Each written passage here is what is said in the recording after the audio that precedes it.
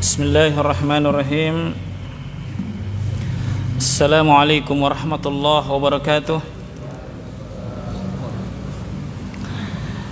Innal hamdalillah nahmaduhu wa nasta'inuhu wa nastaghfiruh wa na'udzu billahi min shururi anfusina wa sayyiati a'malina. Man yahdihillahu fala mudilla lahu wa man yudlil فلا هادي له أشهد أن لا إله إلا الله وحده لا شريك له وأشهد أن محمدا عبده ورسوله لا نبي بعده يا أيها الذين آمنوا اتقوا الله حق تقاته ولا تموتن إلا وأنتم مسلمون أما بعد فإن أصدق الحديث كتاب الله وخير الهدي هدي محمد صلى الله عليه وآله وسلم وشر الأمور محدثاتها فإن كل محدثة بدعة وكل بدعة ضلالة وكل ضلالة في النار. Hadirin sidang jamaah maghrib yang sama berbahagia, alhamdulillah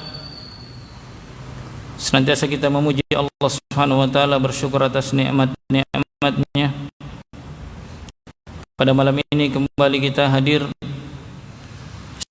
salah satu dari rumah-rumah Allah Subhanahu wa taala guna melaksanakan satu kewajiban kita sebagai seorang muslim, melaksanakan salat 5 waktu secara berjamaah, khususnya bagi kaum pria, yang mana di antara keutamaan salatul jamaah dilaksanakan di rumah-rumah Allah Subhanahu wa taala. Ini tanda keimanan, tanda kejujuran iman kepada Allah Subhanahu wa taala. Innama ya'muru masajidallah man amana billahi wal yaumil akhir. Al-ayah. Hanya saja yang memakmurkan rumah-rumah Allah Subhanahu wa taala adalah orang-orang yang beriman kepada Allah dan negeri akhirat. Naam, termasuk diantaranya adalah bermajelis ilmu. Ini termasuk bagian dari memakmurkan rumah-rumah Allah Subhanahu wa taala. Salawat dan salam senantiasa tercurah kepada Nabi kita Muhammad sallallahu alaihi wa alihi wasallam. Saudara sekalian, kembali kita lanjutkan materi kita, materi kajian suratul Fatihah, yang mana kita bacakan dari kitab Min Ba'di Fawaid Suratul Fatihah karya Syekh Muhammad At-Tamimi rahimahullahu taala. Telah kita bacakan 2 ayat, yakni alhamdulillahirabbil alamin dan ayat berikutnya Ar-Rahmanur Rahim. Dan telah kita juga bahas kandungan makna yang disebutkan oleh Syekh Muhammad dalam risalah beliau. Kita masih ingat, alhamdulillahirabbil alamin, segala puji bagi Allah Rabb semesta alam. Kandungannya adalah al-mahabbah, mencintai Allah Subhanahu wa taala. Nah, kemudian yang kedua Ar-Rahman Ar-Rahim, yang Maha Pemurah lagi Maha Penyayang. Ar-Rahman sifat dzatiyah, sifat yang melekat terus menerus ada pada diri Allah Subhanahu wa taala, seperti Maha hidup, mendengar, Maha melihat. Ini semua adalah sifat-sifat dzatiyah Ar-Rahman kepada seluruh makhluk. Nah, dan nama Ar-Rahim ini timbangannya fa'ilun, yakni yang merahmati. Ada objek, dan yang dimaksud di sini adalah Ar-Rahim kepada kaum mukminin. Wa kana bil mu'minina rahima. Dan Allah Subhanahu wa taala Maha merahmati kaum mukminin. Allah tidak mengatakan wa kana bil mu'minina rahman, tapi rahima. Jemaah sekalian, hormati dan saya muliakan, lalu dari ayat ini Ar-Rahman Ar-Rahim beliau sebutkan kandungannya, yakni ar-raja, berharap kepada Allah Subhanahu wa taala. di mana seluruh kebaikan ada di tangannya, dan semua kebaikan yang sampai kepada kita itu adalah semata rahmat dan karunia-Nya.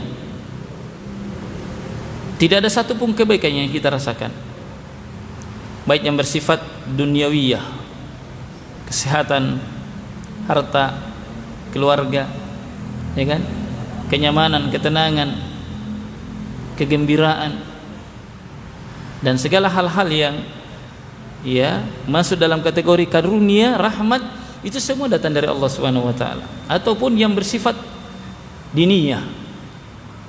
Nah, dimudahkan untuk taat kepada Allah, itu pengaruh dari Rahman dan Rahimnya Allah Subhanahu wa taala. Bisa taat, diberi kecenderungan, kekuatan jiwa untuk belajar, duduk, bermajelis, itu semua rahmat dari Allah Subhanahu wa taala. Semuanya itu ada di tangannya. Tidak ada yang nyampe ke kita kecuali atas ketetapannya, takdirnya. Maka kalau seluruh kebaikan hanya miliknya, ya, dan dia berikan kepada siapa yang ia kehendaki, naam, oleh karena itu hanya kepadanya saja kita berharap. Maka kata beliau Ar-Rahman Ar-Rahim, kandungannya adalah ar-raja, berharap kepada Allah Subhanahu wa taala. Maka seorang mukmin dalam ibadah-ibadahnya, dalam aktivitas-aktivitasnya, itu harus ada rojanya, harus ada rojanya, harapan kepada Allah. Naam. Dan seluruh aktivitas manusia itu tidak akan lepas, sadar maupun tidak. Dia sadar maupun tidak, dari setiap aktivitas kegiatan yang dia lakukan pasti ada harapan yang dia inginkan. Ada harapan-harapan. Hanya saja orang beriman harapannya lebih mulia, cita-citanya lebih tinggi dan lebih baik. Apa itu?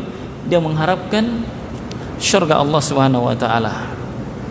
Oleh karena itu, siapa yang mengharapkan apa yang ada di sisi Allah Subhanahu wa taala, ya, terutama ya kemuliaan di negeri akhirat, maka hendaklah dia mempersiapkan dirinya dengan bekal, mempersiapkan dirinya dengan syarat-syarat, ketentuan-ketentuan yang ditetapkan oleh Allah dan Rasulnya, sebagaimana yang Allah Subhanahu wa taala firmankan, faman kana yarju liqa'a rabbih, dalam surah Al-Kahfi ayat terakhir 110.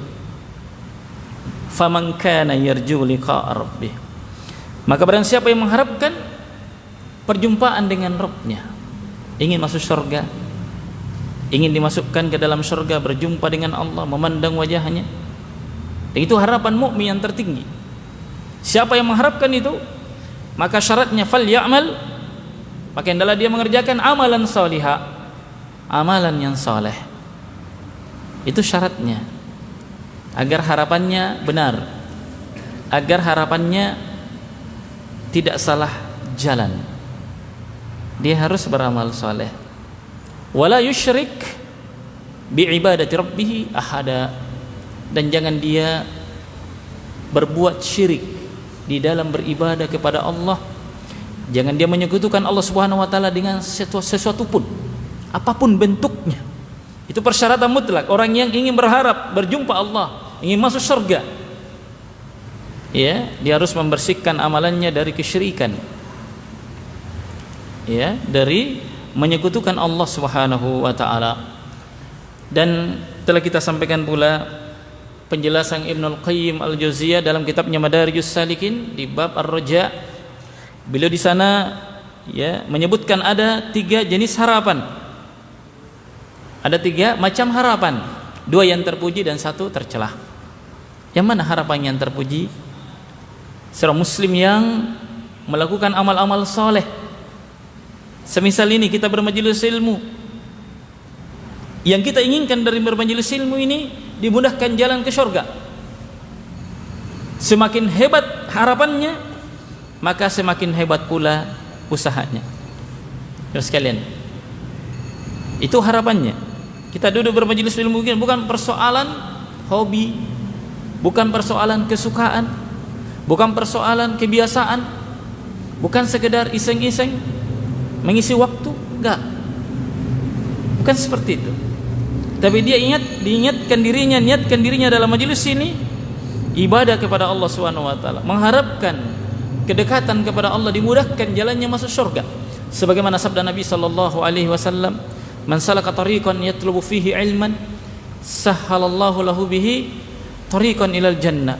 Barang siapa yang menempuh satu jalan yatlubu fihi ilman, yang dia inginkan di situ, dia tuntut di situ, dia cari di situ ilmu, itu yang dia inginkan, niscaya apa? Sahhalallahu lahu, Allah mudahkan baginya, ya, bihi, dengan ilmu tersebut, dengan menuntut ilmu tersebut, apa itu? Surga Allah Subhanahu wa taala. Allah mudahkan dia masuk ke dalam surga. Ya. Demikian pula kita sholat, harus ada harapan di situ, Pak. Harus ada harapan di dalam semua ibadah. Apa manfaatnya harapan ini? Membuat orang semangat. Pak ya, mana lebih semangat kerja, gaji 1 juta atau 10 juta? Mana lebih semangat, Pak? Pasti lebih semangat 10 juta. Kenapa? Karena gajinya lebih gede, ya kan? Gajinya lebih besar. Maka semakin besar pengetahuan seseorang tentang sesuatu yang akan dicapai, maka semakin hebat harapannya, dan bersamaan dengan itu semakin hebat pula usahanya. Subhanallah. Adakah kebaikan, pahala, ganjaran yang lebih besar daripada ganjaran Allah dan Rasulnya serta apa yang Allah janjikan? Tidak ada, jamaah. Maka tentunya setiap kita haruslah bersemangat dan punya harapan yang benar di dalam setiap aktivitas ibadah kita. Inilah yang membuat kita bisa istiqomah. Ya sekalian, mana garing nggak lampa di balu, ya kan?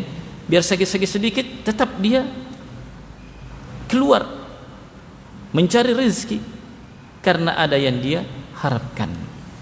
Jamaah sekalian hormati dan saya muliakan, selesai itu macam pertama. Kemudian yang kedua, berharap, yakni orang yang melakukan dosa dan maksiat lalu dia bertaubat, walau dia punya dosa luar biasa banyaknya, tapi dia tidak boleh pupus harapan.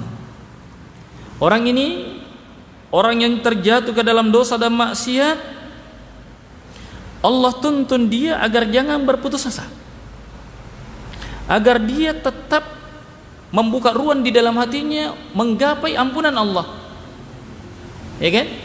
Jangan dia berkecil hati dan jangan dia berputus asa. Ya sekalian, maka dia pun bertaubat kepada Allah atas dosa-dosa yang dia lakukan dengan sebuah harapan, semoga Allah menerimanya, semoga Allah mengampuninya, semoga Allah merahmatinya, semoga Allah membersihkan dosa-dosa dan maksiatnya. Maka ini bentuk harapan yang terpuji.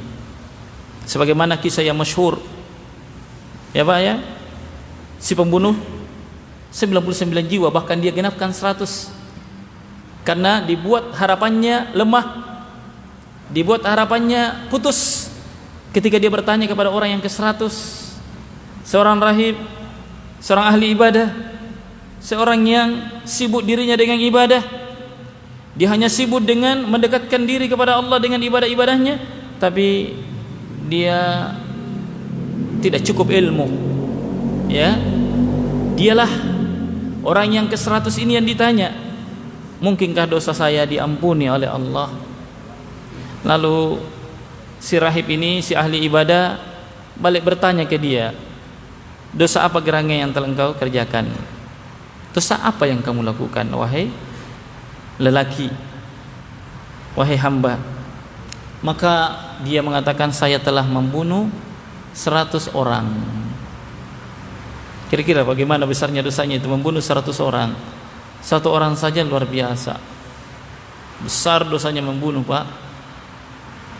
Bahkan urusan pertama yang ditegakkan kelak di akhirat yang terkait dengan sesama hamba, urusan darah. Dan terkait dengan hak Allah, urusan solat. Ya, jadi urusan pertama yang terkait hamba dengan Rabbnya ditanya pertama solat. Terkait dengan sesama manusia makhluk, urusan darah. Menunjukkan bahwa besarnya dosa pembunuhan. Dan orang ini telah membunuh 99 orang. Maka si rahib menimbang dengan perasaannya, bukan dengan syariat Allah, lalu dia pun memvonis orang ini, memutus harapannya, lalu mengatakan, dosamu tidak terampuni sudah. Dibuat pupus harapannya. Maka apa yang terjadi?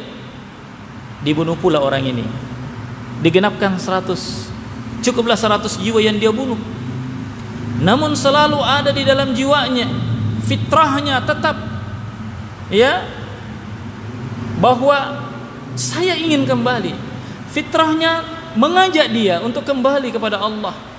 Cahaya iman yang lemah di dalam jiwanya mendorong dia untuk tetap mencari jalan. Semoga masih ada jalan kembali kepada Allah. Masih ada harapan, terus hidup harapan itu walaupun lemah. Dengan harapan yang sedikit itu, dengan iman yang sedikit itu, yang tersisa itu, dia membuka jalan dan mencari jalan. Maka Allah pun mentakdirkan dia bertemu dengan seorang alim. Itu pentingnya Pak, bertemu, belajar, bergaul, ya, dengan alim, karena mereka akan menghukumi bukan dengan perasaan, bukan dengan emosi, bukan dengan apa, tapi dengan syariat. Ditanyalah dia, si alim ini, saya ingin bertobat, adakah harapan untuk kembali, adakah jalan untuk diampuni? Maka si alim bertanya kepadanya, dosa apa gerangan yang kamu lakukan? Dia pun mengatakan, saya telah membunuh 100 jiwa. Maka si alim mengatakan, iya, Allah akan mengampunimu. Allah Maha Ghafur, Maha Rahim, selalu membuka pintu taubat. Sebagaimana Allah katakan di dalam hadis qudsinya, ya, innakum takhti'una bil-laili wan-nahar, kalian melakukan dosa siang dan malam, wa ana aghfiru dzunuba jami'an, kalian melakukan dosa siang dan malam dan saya yang mengampuni seluruh dosa, fastaghfiruni aghfir lakum, maka mintalah ampun kepada aku, niscaya aku ampuni kalian. Tapi syaratnya ada. Bukan sekedar bertobat, bukan sekedar ingin kembali, tapi ada syaratnya. Apa syaratnya? Dia harus putuskan dengan orang-orang yang tidak baik. Dia tidak boleh lagi bersama dengan orang-orang yang membuatnya dia rusak. Dia harus hijrah total. Yang mana itu hijrah total, Pak? Disebut seorang hijrah total satu, jika dia meninggalkan amal-amal keburukan sebelumnya dan pendorong-pendorongnya, ya, dan hal-hal yang bisa membantu dia untuk kembali melakukan maksiat. Itu namanya hijratul amal. Apa namanya? Hijratul amal. Dia meninggalkan dosa sebelumnya. Kalau dia jujur dalam bertobat, betul-betul dia ingin bertobat kembali kepada Allah, maka dosa yang dia sesali dan wajib dia menyesal karena Allah, bukan karena vonis. Jadi tidak semua orang yang meninggalkan dosa itu dianggap bertobat. Bukan. Misalnya divonis, kalau kau tidak berhenti merokok, ya kan, dimutilasi paru-parumu misalnya. Bahaya ya. Tapi masih ada jalan, akhirnya dia berhenti dari merokok. Tidak dianggap bertobat dari merokok. Karena yang mendorong dia berhenti takut mati, bukan menyesal. Bukan karena dia takut kepada Allah, bukan karena dia sadar ini dosa dan pelanggaran, harus menyesal. Ini hijratul amal. Yang kedua, hijratul amil. Ini orang yang mau hijrah total ini, hijratul amil. Hijrah dari pelaku-pelaku dosa itu. Karena biasanya dosa itu tidak dilakukan secara sendirian, berantai. Ada teman-temannya, ada orang-orang yang dia temani bergaul yang sama dia dalam melakukan dosa dan maksiat itu. Jarang kita jumpai orang minum sendirian, minum balos sendirian misalnya. Selalu ada kawan-kawannya yang saling mengajak satu sama lain.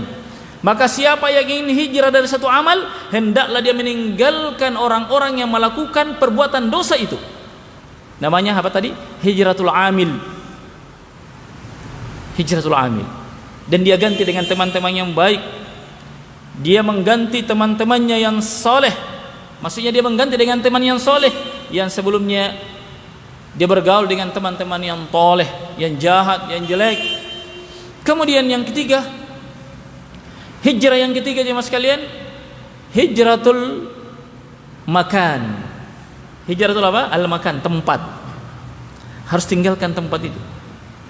Seperti orang yang membunuh 100 jiwa ini, dipersyaratkan tinggalkan kampungmu itu. Tinggalkan negerimu menuju negeri yang di sana Allah disembah. Di sana penduduknya beriman kepada Allah.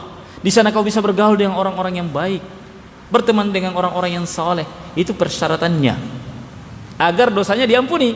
Jadi bukan sekedar bertobat. Tidak disebut bertobat dari satu dosa hingga dia mengumpulkan 3 tadi.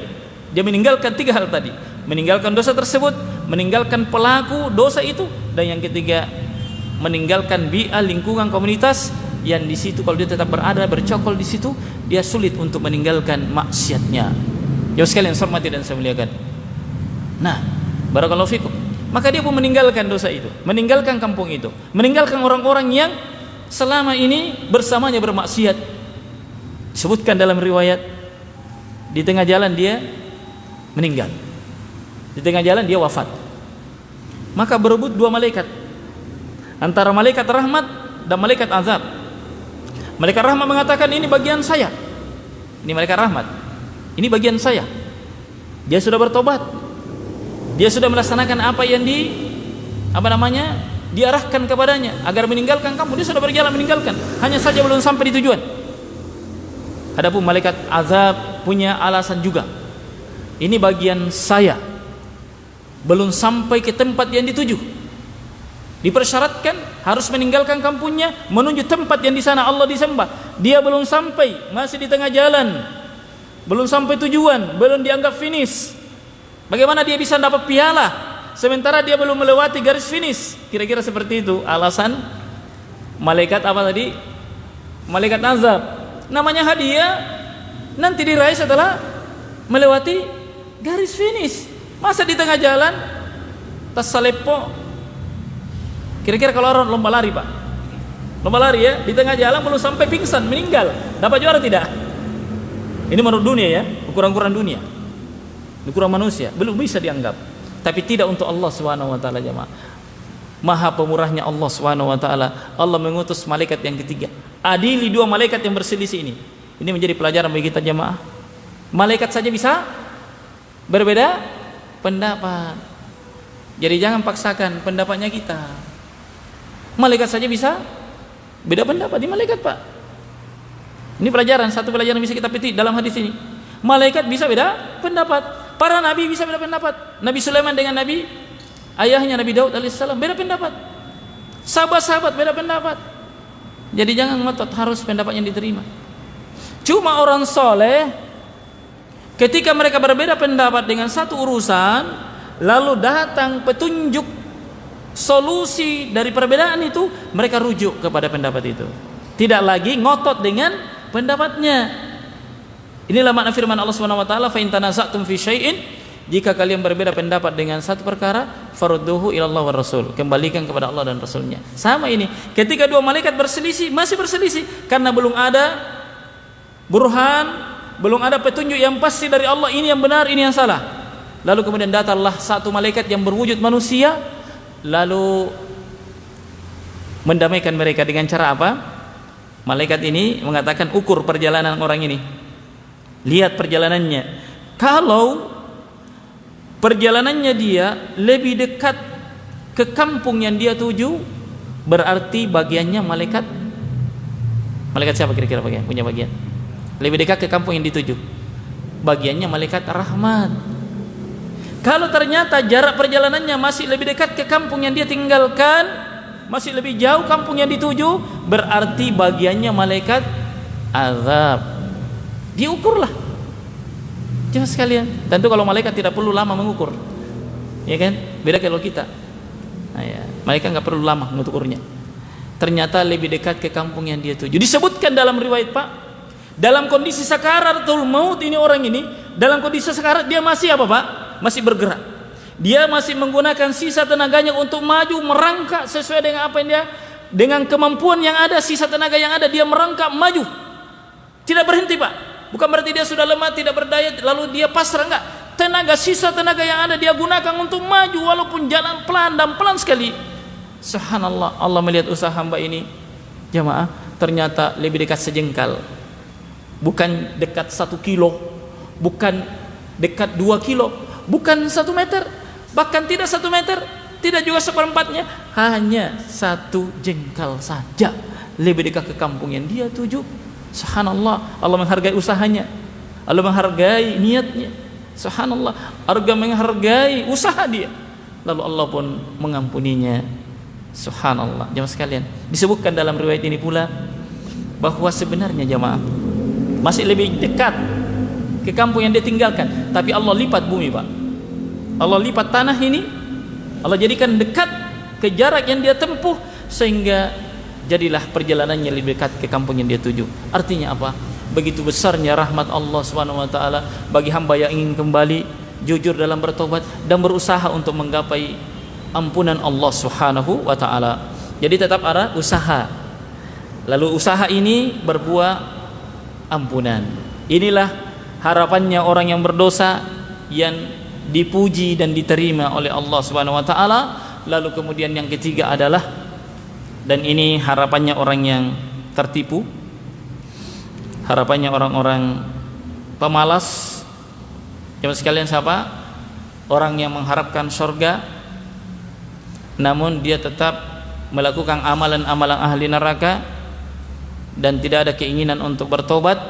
Selalu dia berandai-andai atau dia berangan-angan Allah Maha Pengampun, Allah menerima tobat orang yang mau bertobat, namun dia tidak pernah bergerak dari dosa dan maksiatnya. Tetap saja dia berada dalam maksiat sampai kematian datang menghampirinya. Maka harapan seperti ini adalah harapan yang tercelah.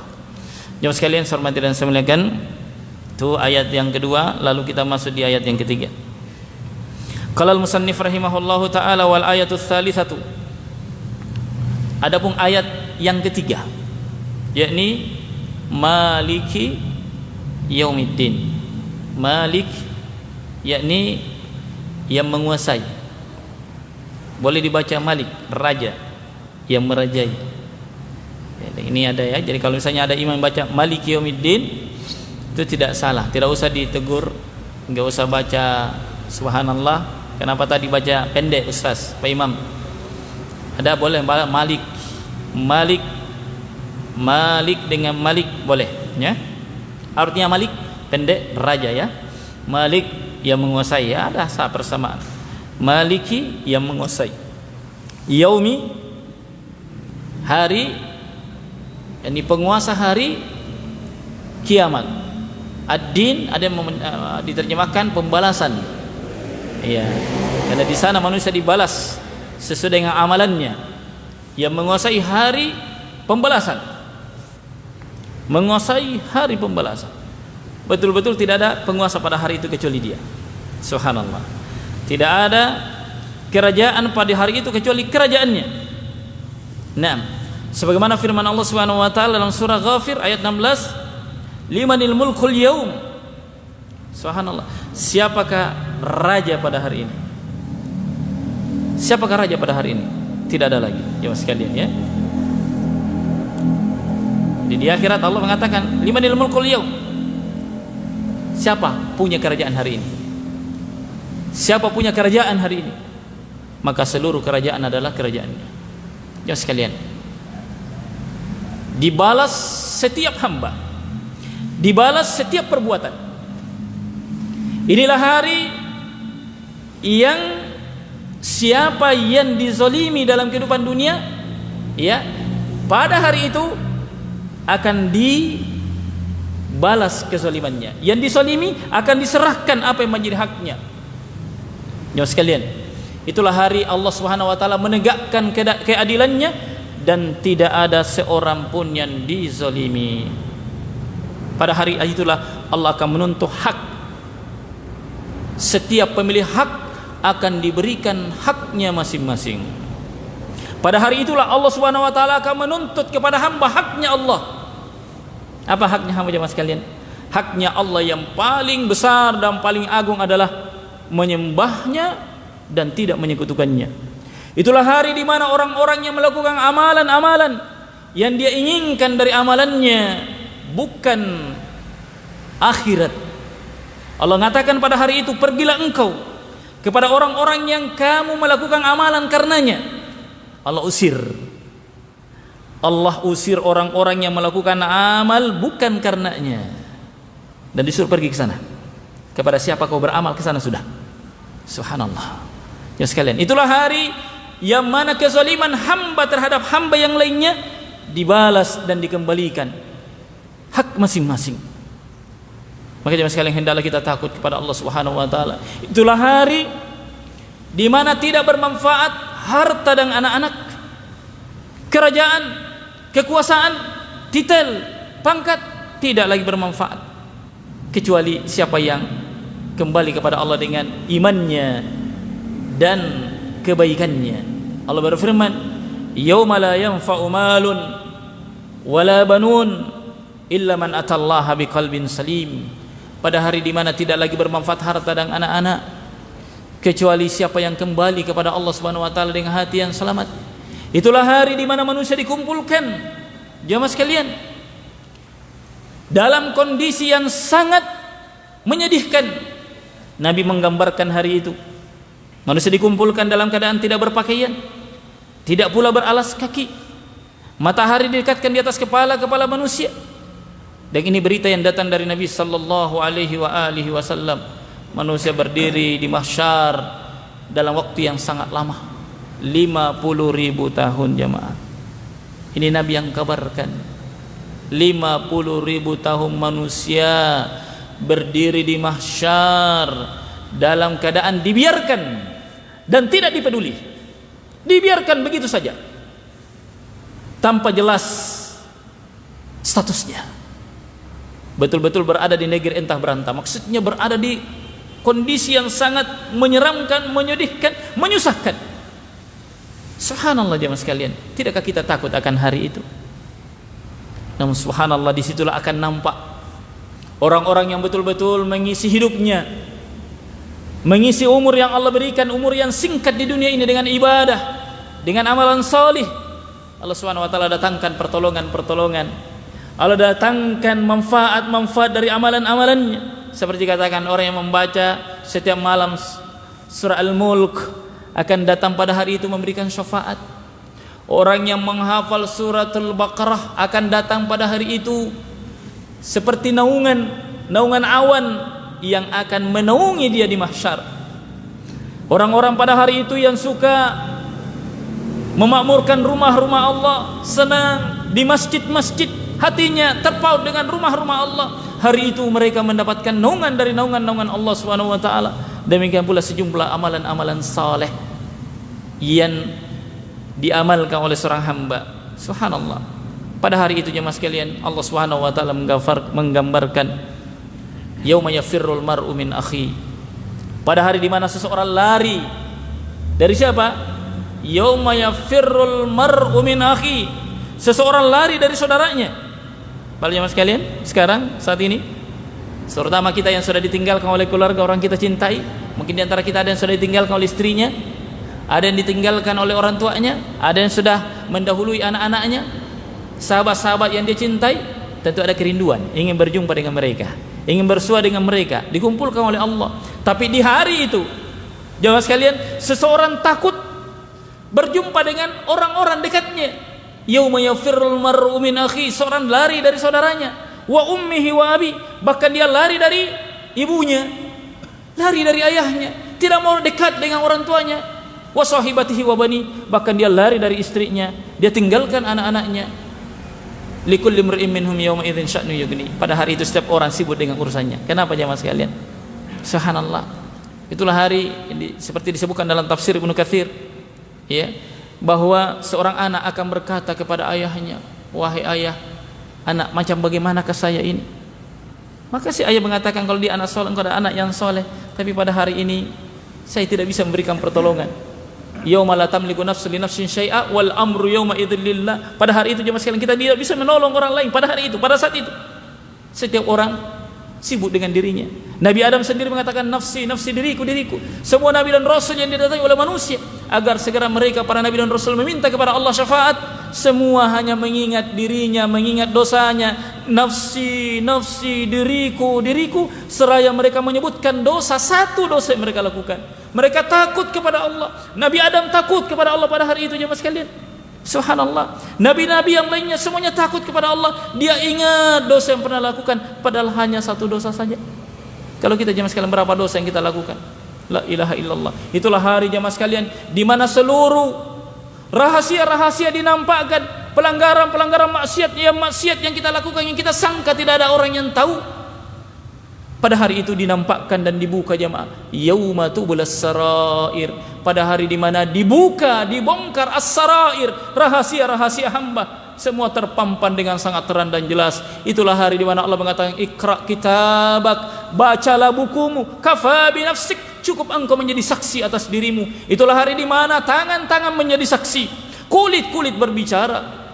Subhanallah, anggota tubuh pada hari itu kalau kita gunakan untuk berbuat baik dan taat, dia akan menjadi pembela dan penolong kita dengan izin Allah. Namun kalau ternyata anggota tubuh ini kita gunakan untuk bermaksiat, maka pada hari itu anggota tubuh ini akan menjadi musuh bagi kita jemaah.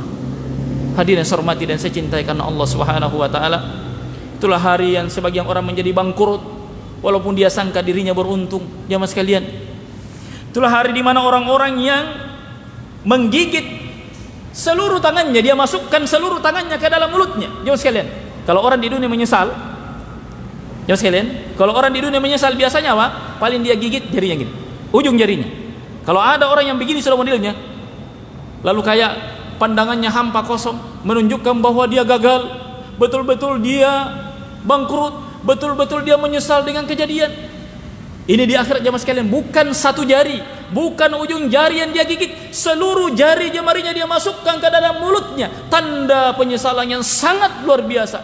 Itulah hari jemaah sekalian di mana orang-orang kafir mengatakan, ya laitani kuntu turaba, aduhai sekiranya saya menjadi tanah saja. Subhanallah, tidakkah kita takut jemaah sekalian dengan hari itu? Maka hendaklah kita bertobat kepada Allah Subhanahu wa taala dari kezaliman. Itulah hari yang kata Nabi sallallahu alaihi wasallam, az-zulmu zulumatun yaumal qiyamah. Kezaliman adalah kegelapan pada hari kiamat. Maka siapa yang banyak kezalimannya akan banyak kegelapannya, akan sedikit cahayanya. Hadirin yang hormati dan saya muliakan, Nabi sallallahu alaihi wasallam dalam hadis riwayat Muslim dari sahabat Abu Hurairah radhiyallahu taala an, Nabi sallallahu alaihi wasallam bertanya kepada para sahabatnya, atadruna mal muflis? Tahukah kalian siapakah orang yang bangkrut itu? Subhanallah. Qalu, maka mereka pun mengatakan, al muflisu fina man la dirhama lahu wala mata. Orang yang bangkrut menurut kami adalah orang yang tidak punya dinar, tidak punya uang, tidak punya rupiah, wala mata, tidak punya penghasilan, nggak ada kerjanya. Jemaah sekalian, tidak punya kerja, apalagi pandemik, di PHK, ya kan, di PHK, nggak ada kerja. Inilah orang yang bangkrut menurut para sahabat. Maka kata Nabi sallallahu alaihi wasallam, innal muflisa min ummati, sesungguhnya orang yang muflis dari kalangan umatku, ya'ti yaumal qiyamah. Ini siapa yang datang pada hari kiamat? Bisolatin, dia datang dengan pahala solatnya.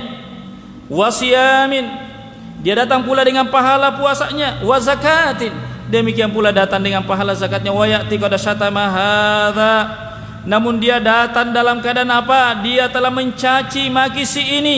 Hati-hati ya mas kalian menjadi pencaci maki. Wa qatafa hadza, dia datang pada hari kiamat dalam keadaan menuduh si itu, mencaci, menuduh. La ilaha illallah. Jemaah sekalian, wa akala mala hadza, memakan harta ini si fulan dengan cara yang tidak hak. Wa safaka dama hadza, dia datang dalam keadaan dia telah menumpahkan darah si ini. Wa daraba hadza, dia datang pada hari kiamat dia telah memukul si itu. Ketika dalam kehidupannya kuat-kuatnya dia memukul orang-orang dengan cara yang tidak benar, dengan keberaniannya. Jemaah sekalian, dia memukul manusia. Subhanallah. Jemaah sekalian hormati dan saya muliakan. Lalu kemudian kata Nabi sallallahu alaihi wasallam, fayu'ta hadza min hasanatihi wa hadza min hasanatihi, maka diambil kebaikannya. Karena di akhir jemaah sekalian tidak berlaku hukum kisos. Kalau dipukul, kecuali binatang. Kalau binatang ada jemaah sekalian. Kalau manusia enggak. Manusia karena tidak ada uang yang dibawa, tidak ada istilah kalau memukul dipukul pula, maka diambil dari kebaikannya. Wa hadza min hasanati fa in faniyat hasanatuhu. Ketika habis kebaikannya dipakai untuk membayar. Salatnya habis pahalanya, zakatnya habis pahalanya, puasanya habis semuanya. Semua kebaikannya habis. Naam jemaah sekalian yang hormati dan saya muliakan, qabla ayyuqdama alaihi, sebelum habis orang-orang yang datang kepadanya menuntut, maka apa yang terjadi jemaah sekalian? Ukhidha min khotoyahum faturihat alaihi summa turiha finnar. Maka yang dilakukan adalah keburukan orang-orang yang datang menuntut ditimpakan atasnya jemaah sekalian, kemudian dia pun dilemparkan masuk ke dalam neraka, waliyadzubillah. Inilah orang yang bangkrut. Maka hati-hati jemaah, urusan kepada manusia harus dituntaskan. Siapa yang pernah memukul orang-orang, maka hendaklah dia minta halalnya jemaah sekalian. Jangan Tommy juga misalnya pernah ditobok, kalau gitu tobok mak juga. Jangan juga ya, karena ini namanya hukum-hukum kisah seperti ini tidak dilakukan secara orang per orang, tapi dilakukan oleh penguasa. Jangan sekalian hormati dan sekalian, jangan salah paham ya. Siapa tahu ada di antara kita, dia ingat waktu anak muda dulu, preman dulu misalnya, dia pernah tobok orang, nah cari orang bilang tobokan juga. Bukan seperti itu jemaah. Ya, tapi setidaknya dia mohon maaf dan mohon ampun kepada Allah Subhanahu wa taala atas kezalimannya jemaah. Oleh karena itu, Maliki Yaumiddin di sini jemaah sekalian, beliau mengatakan kandungan ayat ini Maliki Yaumiddin yang menguasai hari pembalasan. Apa yang tergambar tadi, Pak? Ya? Apa kira-kira? Kezaliman yang kita lakukan di akhirat ini mengandung rasa takut kepada Allah. Jadi ayat ini Pak, Maliki Yaumiddin ini kandungannya apa? Takut kepada Allah. Ada rasa takut. Makanya kalau kita baca ayat ini Maliki Yaumiddin, hadirkan rasa takut. Hari di mana Pak dibuka rahasia tadi? Tidakkah kita takut? Tidakkah kita malu? Faman ya'mal mithqala dzarratin khairan yarah, wa man ya'mal mithqala dzarratin syarran yarah. Kebaikan keburukan pasti dilihat dan dibalas oleh Allah Subhanahu wa taala. Sudah masuk? Sudah ya? Saya kira jemaah sekalian, insyaallah taala di pertemuan berikutnya kita lanjutkan pembahasan tentang al-khauf ini, takut kepada Allah, jenis-jenis takut, keutamaan takut, dan termasuk juga bagaimana cara memupuk rasa takut kepada Allah Subhanahu wa taala. Demikian, semoga apa yang kita dengarkan bersama ini berbuah kebaikan, menambah rasa takut. Kita selalu berdoa kepada Allah Subhanahu wa taala agar kita diberi karunia takut kepadanya. Allahumma qsim lana min khasyatik ma tahulu bainana wa baina ma'asiyatik. Ya Allah, berikanlah kepada kami rasa takut kepadamu yang bisa menghalangi kami dari bermaksiat kepada Engkau. Ini antara doa yang bagus kita hafal, Pak. Kita memohon kepada Allah agar dikaruniai kita rasa takut kepada Allah, yang dengan rasa takut itu kita bisa meninggalkan dosa dan maksiat kepada Allah Subhanahu wa taala, serta tidak menganggap enteng perintah-perintah Allah Subhanahu wa taala. Subhanakallahumma wa bihamdik, asyhadu an la ilaha illa ant, nastaghfiruka wa natubu ilaika, wa akhiru da'wana alhamdulillah. Assalamualaikum warahmatullahi wabarakatuh.